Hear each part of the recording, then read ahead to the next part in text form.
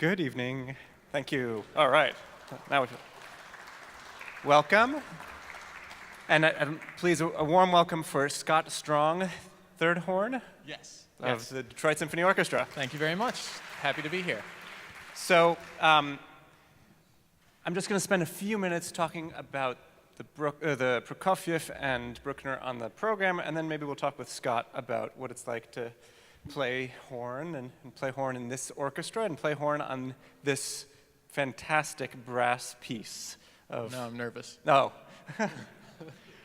So we have two works on the program today, Prokofiev's third piano concerto on the first half and Bruckner's third symphony on the second half. The third piano concerto by Prokofiev is probably his most well-known. It's a tour de force for the pianist. Prokofiev was a fantastic pianist himself, so he used these concertos as a vehicle for himself to perform. I believe that the second concerto is even more notoriously impossible, and we don't do that one very often. It's a great piece, and I would think that there's a couple things that I listen for or that I like hearing in Prokofiev. One is this balance between lyricism and kind of this witty, sardonic bit, which he keeps on using and juxtaposing with each other. And one of the things that I often hear, and somebody, I don't remember who said this, but I'm going to steal it anyway, they called his technique wrong note bass. Okay. So imagine you have like a normal sounding harmony with a wrong note stuck in there, and then all of a sudden it sounds like Prokofiev.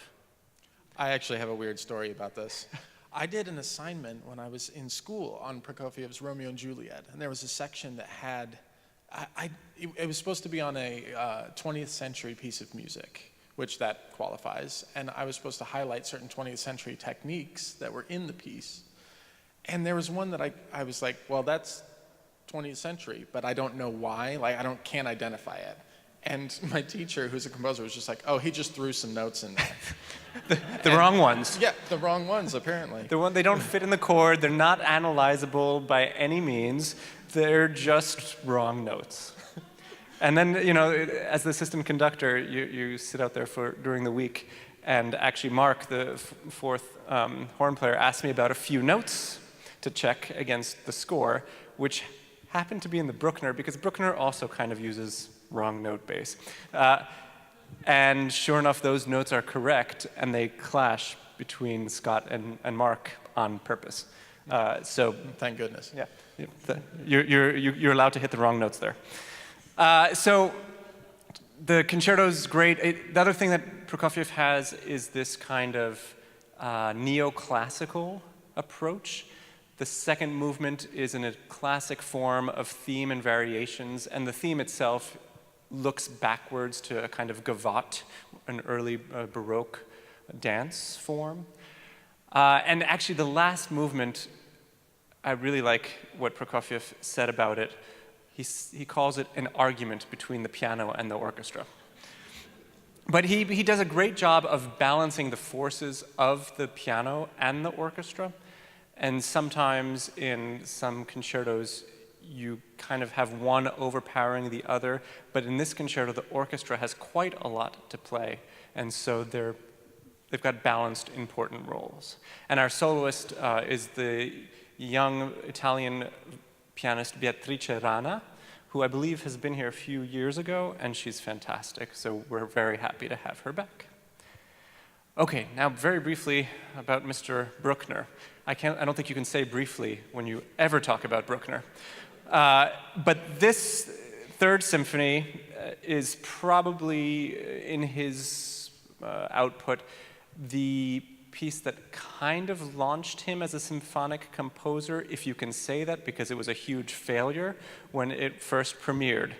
He was from a small town outside of Linz, Austria, and always wanted to move to Vienna and join the mainstream. And he finally moved there when he was about 40, and only started composing when he was about 37. So, you know, he was still in his infancy as a composer. He is undoubtedly a strange person, or was a strange person. There are stories of some, I don't know, necrophilia. Yes. Yes. I've heard those stories as well. He didn't know how to interact with or have a social life with members of the opposite sex. So he may have proposed to young ladies in their teens up till his 70s. And he never successfully got married. Surprising. Surprising. And he was, in some ways, a really radical composer, and in some ways, a really classic composer. The symphony is, in some ways, a study of counterpoint and the use of simple elements to stretch them to their extremes, while also utilizing strange wrong notes, strange modulations, and this enormous scale, which is like Mahler and Wagner, who were, of course, contemporaries of Bruckner. This version of the Third Symphony is the third iteration. The first one that he came out with was about 20 minutes longer. Yeah. Our esteemed maestro today actually recorded that version, and people still perform it. It was dedicated to one of his idols, Richard Wagner, and had a number of quotations of Wagner's music that were mostly removed by this version. So there's 20 minutes of Wagner out. And you still can hear some hints of Wagner throughout. I think most especially in the second movement, there's a moment that sounds like the Tristan chord, 2 moments like that. And Bruckner actually was at the premiere of Tristan at Bayreuth. So he's trying to fit in to a symphonic world and tradition that he doesn't quite fit into, using his own unique, massive language, and was kind of ridiculed by many for his radical ideas. But at the same time, as I think now we look at him kind of more as a classicist and a traditionalist. So, that being said, why don't we talk a little bit with Scott? First of all, how long have you been in the orchestra? Oh, goodness. I started in 2014. There were a few weeks where I was on trial in the spring of that year, but the fall of 2014 was my first season, so this is the end of my 4th. All right. And where'd you grow up? Where'd you go to school? Oh, my goodness. I grew up in near Dallas, Texas, in Carrollton, and went to school in Southern Methodist University and Rice University before being employed in the Louisiana Philharmonic in New Orleans. Really fun town, great first experience on my own. Then the San Antonio Symphony, the Houston Grand Opera, the Houston Ballet, and then finally here. Bravo. So the horn is notoriously one of the hardest instruments. True. And don't listen to my colleagues who say otherwise. You have an amazing section here. And what about the instrument is so tricky? Why is it so hard? This was described to me the best way when I was at Southern Methodist. Our orchestra director is the father of a former horn player, and he said, essentially what you're playing is a tuba in the extreme high register all of the time. And what he means by that is the length of the horn. If it's just an F natural horn, is 12 feet, but since we don't play natural horns anymore, I won't get into what all of this really means. Wrong note horn. You play wrong note horn. Basically. We have 17 to 20 feet of tubing, plumbing, in the instrument. So if you could imagine a piano string that was that long, it would produce a very, very low note. Yet we are tenor, and actually we're tenor instruments, and counted as high brass because the size of the mouthpiece is somewhat smaller, and we're asked to play higher notes. Well, the Harmonic Series, if anybody knows what that is, They're the resonant pitches based on a string. You pluck a string, then you cut it in half and pluck it again, and cut it in half and pluck it again, and you get different notes. And those are the notes we can play on brass instruments. But with that size string, the notes are really close together all the time. So we can be thinking, la, and then we put the horn to our face and we want la, and we get la, and it's the wrong note, and then we have to adjust it so we get la. And it's a surprise to us as much as it is to anyone else. But it is an adventure. There have been a lot of books. There's a term for that. There's a term for missing a note like that. It's called splia. Or, Oh. no, not fracking? Oh, fracking, clams. And there are so many wonderful things. Splia, I like that. Splia, yeah, that's that splia. specific term, musical term for... It's pretty good. But there's a book written called A Devil to Play that I would recommend if you are interested in more of the intricacies of the difficulty of horn. A former player turned journalist decided to perform one of Mozart's horn concerti at a horn convention many years after quitting the horn. It was an adventure. So in this romantic tradition that we find ourselves in Bruckner's symphony, there are these typically pairs of horns in an orchestra. Often in early Beethoven or Haydn or Mozart, etc., or around that early classical to early romantic period, you'll find two horns in an orchestra. And then Beethoven and so forth expands that. He includes 3 once and then 4. And people like Brahms, Bruckner have 4, generally. But they're still thought of as pairs, right? Oh, absolutely. And there are a lot of reasons for this. Brahms is probably the best example where you'll have the first and second horn as a pair in one key, and then the third and fourth horn as a pair in another key. So as the third horn, I'm essentially the first horn of the second group. And the reason for this actually comes out of the history of the instrument. As Scott was talking about keys and this natural series of overtones that brass players can play, the horn used to not have valves or keys to play. And so the instrument itself was in a certain tonality. And so the pairs were in differing keys so that Brahms could utilize more notes. Is that correct? That's absolutely right. And so then when Brahms would change the key of the symphony, you wouldn't have to have closed sounding notes, which sound a lot more like meh, and a lot less like oh, and that kind of ruined the effect of the piece. So then he would have, oftentimes if you listen in the exposition of a Brahms symphony, the first horn will play this lovely solo, and then in the end, the coda of that, or the recapitulation when it's in a different key, the third horn will have the same solo because it's a different key.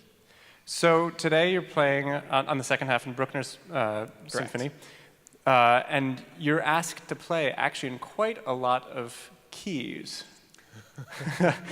Yes. It's a real mind trip because you see the same note on the page, but he'll indicate that it should be played in a different key. In his day, that would probably mean inserting a different length tubing into the instrument, potentially or historically, although they already had keys by then. We're not.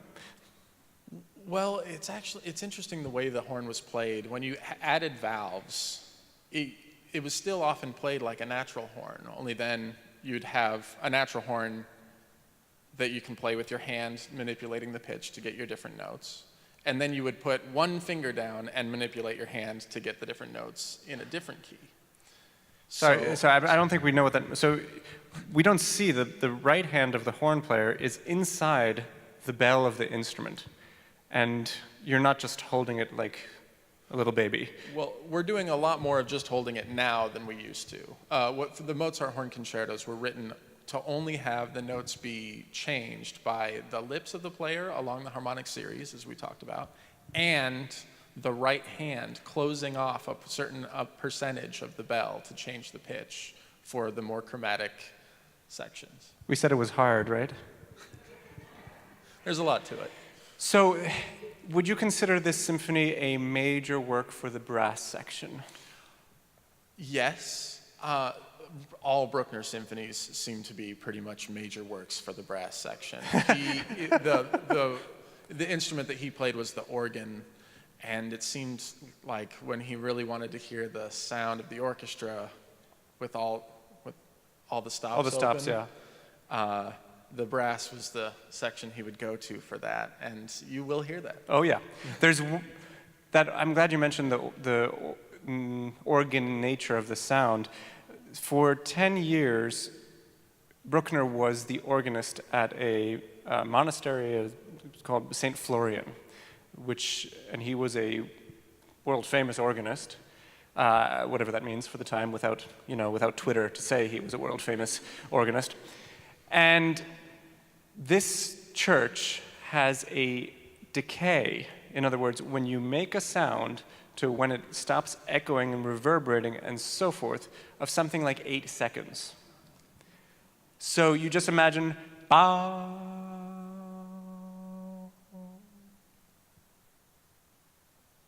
something like that. And that wasn't even 8 seconds. No. So there is actually there are a couple moments in this symphony in which he creates an echo inside of the orchestra by the way he wrote it, by roughly half of the orchestra playing kind of a melody, and then the rest of the orchestra repeating it a split second later. And he's creating this orchestral, organ, church, reverberant sonority. And that's another way to think of his music in this, why is he thinking in these giant phrases and giant blocks of sound? Well, if he played a phrase in that church when he's working these ideas out, just playing a melody, he's already going to be in counterpoint with himself. So you don't just play at these huge moments, but there's a lot of playing in general for the brass. Absolutely. It's the extremes of the instrument. With dynamics, we have to play as soft as we will ever play, and also as loud as is tasteful. And never more. Yeah, the conductors, brass hates seeing this, the conductor hand being like, stop, stop. That means louder, right? That means louder. Oh, okay. I totally lost my train of thought. The demands of the brass. Well, the demands of the brass. Yeah, many composers kind of respect the difficulty of the brass instruments and gives them either movements off or swaths of time off. And that doesn't seem like Bruckner cares. No, and he, to be honest, he may have stolen that quality from Wagner as well, because of the lengthy operas that Wagner was writing, and Bruckner very much looked up to Wagner as a man and composer and everything. You mentioned the different keys. I've played, when I was in the Houston Grand Opera, I played Das Rheingold, and there's a wonderful section there, but you're supposed to play 3 notes back to back, rising in half steps. Bum, bum, bum, and then there's a big chord that happens. Well, in the horn part, he wrote it, instead of writing, like a C sharp, and a D, he wrote a C and then changed the key of the horn and then wrote another C and then changed the key again and wrote another C, which is a nightmare, obnoxious. Not just for you, but as a conductor, you look at, you have to sit down and sometimes figure out what the chord is. And the horns are not the only instruments in an orchestra that are what we call transposing instruments. The clarinets generally are in B flat or A. If you have an English horn, they're in F. If you have trumpets, they could be C, B flat, D, E, E flat, A, and so forth. And so it's reading Wagner and even these Bruckner scores, it's a little bit of a mind trip to figure out who's got what note when you just look at the note. It's not enough information. Absolutely. But I don't know. I think something I do want to say just in general about Bruckner, like the horn writing in particular seemed to be special. The symphony after this was the Fourth Symphony, which it opens with a horn solo that's about 50 bars long, and the Seventh Symphony starts with another horn moment. The Ninth Symphony, horns in the low register, have this moment that really sets up the entire piece. So I think that there is a special affinity for the brass in general, but especially for the horn in his music. This piece has a trumpet solo, so we don't need to talk about that. The horns also have plenty to do, as we've established. What's interesting within this context also is the incredible sonorities and richness of sound that you're going to get, and also that Maestro Kent Nagano has been asking for, this kind of round, warm sound that envelops you. And it's not a huge orchestra, actually. When you think about Mahlerian orchestras, even in his first symphony, he adds a horn, and then a couple more, and then a couple more. And he adds extra trumpets and extra winds, and some symphonies, or, I don't know, the Rite of Spring, you have 5 flutes, 5 oboes, or assortment of oboe-like instruments, and so forth. And here, actually, the size of the orchestra is the size of a Brahms orchestra, or even less, because Brahms, in his 4 symphonies, he includes an extra bass instrument, either the contrabassoon or the tuba, neither of which is present in this symphony. Does that kind of change your approach at all to think of, what you need to blend with as a horn section? Or does everybody just need to blend with the horns? Well, the second one, obviously. But, there's more to it. Bruckner's later symphonies, the 7th, 8th, and 9th, all have an extra section of Wagner tubas, which are played by horn players. They look like a small tuba. Between a euphonium and a French horn, kind of. Yeah, they look silly. They do look very silly. And the bell goes the wrong way. And, It's, yeah, on some of them. Anyway, those 4 extra horn players also will have to pick up horns and play along with the normal 4 horn section. So then we'll have 8 or 9 if we have an assistant, which you need one. This we only have, we'll have 5 on stage because the 4 plus the assistant. And it does change the way you listen, because with 4 individual horn parts, even when there's the unison, it's more traditional. There's a more traditional sound. There's more refinement. It's not how do you blend with 7 other people. But if you're blending with 4, that's what we're used to. That's what we do. That's what we have to do for Brahms. That's what we have to do for Dvorak. That's what we have to do for Tchaikovsky. We're very used to those kinds of things. And we change the sound for those composers appropriately based on country of origin, sonority, who we're playing with. The lack of tuba, I think, also changes our approach, especially considering Bruckner's organ connections, that there's a sound that we can imagine he was looking for. And it's a kind of blend, it's a kind of articulation. An organ's not going to go ta, it's oh, and that's a completely different way of playing these enormous or sometimes very quiet chords. So it does influence us in a way, but somewhat in the orchestration, but also in knowing the composer and the way things are written. Let me ask just one more technical question. You mentioned an assistant horn. Yes. And I'm not sure if everybody kind of knows what that means, or I'm an assistant conductor, but I don't sit on stage usually. So, and what does an assistant horn do? The assistant horn, we have typically in your standard size orchestra, you have 4 horn parts.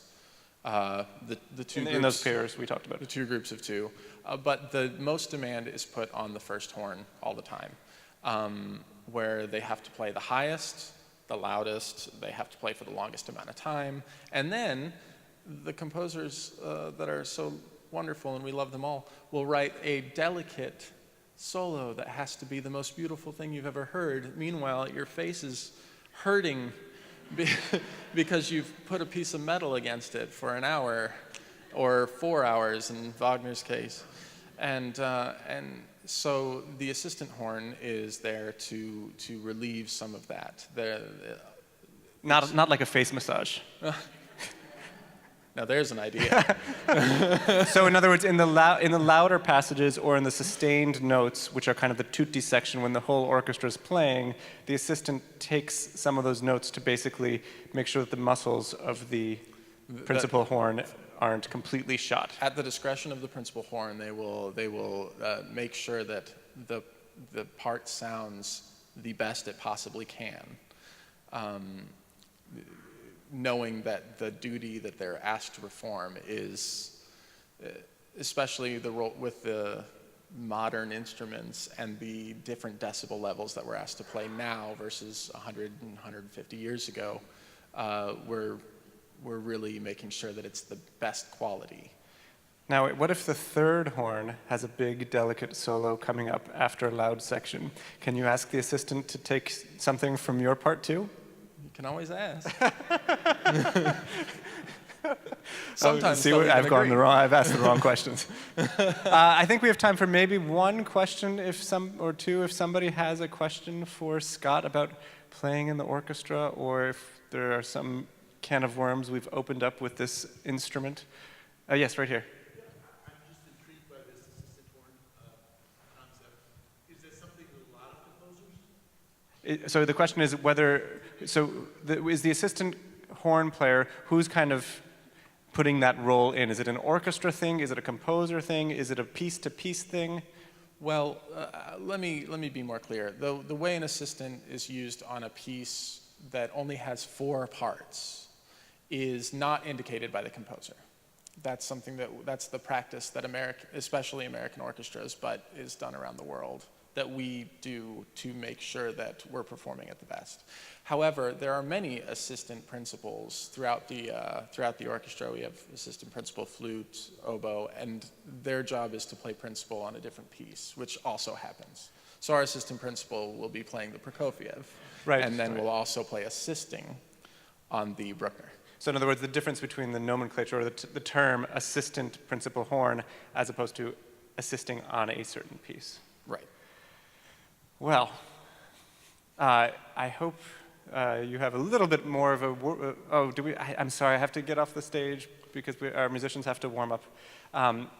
But yes, we do. Yes, but not too much, because then you have a lot of notes to play.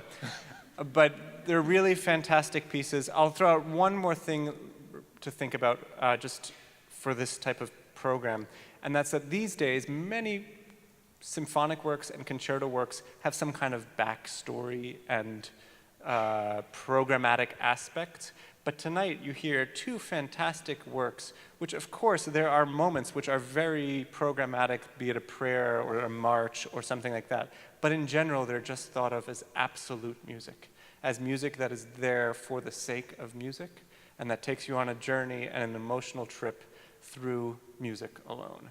So these are great works. We thank you for being here. Thank you, Scott, so much for joining us. Thank you. And we hope you enjoy.